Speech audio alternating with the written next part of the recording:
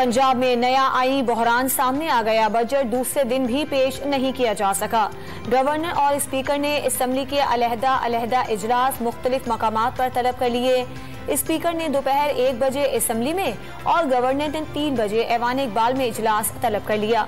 Opposition और हुकूमत अपने अपने मौक़िफ़ पर डट गए। डेडलॉक खत्म होने की उम्मीदें भी दम तोड़ने लगी। परवेज इलाही ने गवर्नर का तलब करदा इजलास गैर कानूनी करार दे दिया। वजीर आला पंजाब हमजा शहबाज का इमरान खान और स्पीकर चौधरी परवेज इलाही पर आइन से खिलवाड़ का इल्जाम। चीफ सेक्रेटरी और IG पंजाब ने कानूनी किरदार अदा किया। परवेज इलाही आवाम की भलाई के दरमियान दीवार नहीं खड़ी कर सकते, उन्हें अवामी अदालत में जवाबदेह होना होगा। हमजा शहबाज की गुफ्तगू। अमरीका के सदर पाक अमरीका ताल्लुकात आगे बढ़ाने के लिए ठोस बुनियादें कायम करने के ख्वाहिशमंद। जो बाइडन का अमरीका में पाकिस्तान के सफीर मसूद खान से बाहमी ताल्लुकात को फरोग देने पर तबादला ख्याल। मसूद खान की व्हाइट हाउस में रिवायती फोटो सेशन में शिरकत। साजिश हुई और ना ही कोई शवाहिद मिले।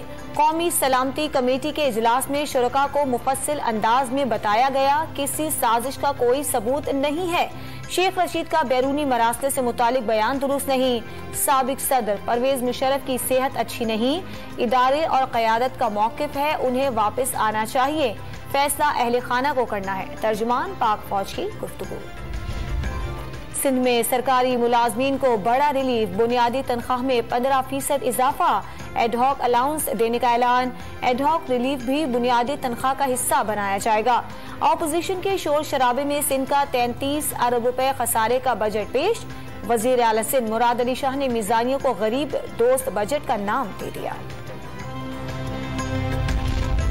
कराची के हल्के LA 240 में ज़िमनी इलेक्शन के लिए इंतखाबी मुहिम खत्म हो गई। MQM से 14 नशिस्तें छीनी गई। तन्हा सीट पर कामयाबी हासिल कर सकते हैं।